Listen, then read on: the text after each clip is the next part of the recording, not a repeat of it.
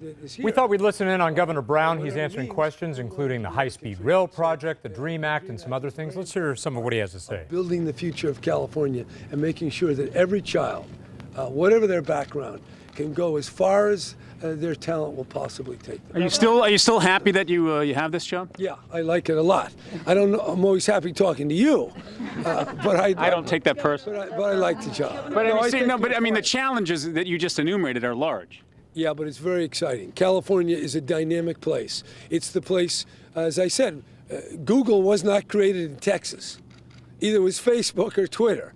I mean, they got some oil over there. And they do have, by the way, it's interesting, they have 5 times more minimum wage jobs than we do.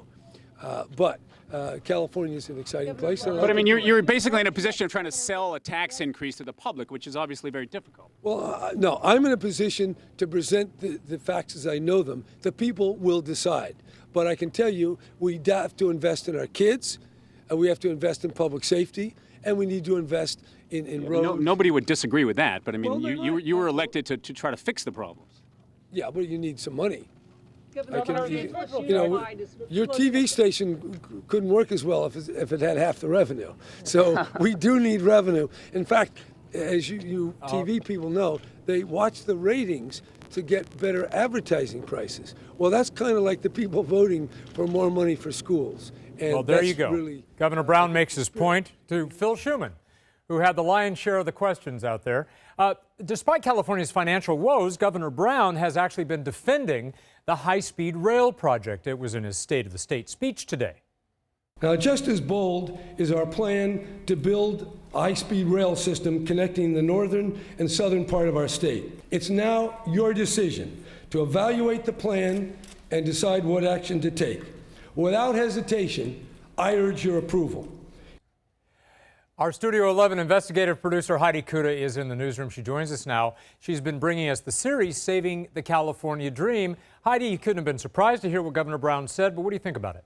You know what? He did a great job of selling sunshine today, and that is his job. But the fact is, I think that voters do have a bit of buyer's remorse on this, specifically because we don't have the money.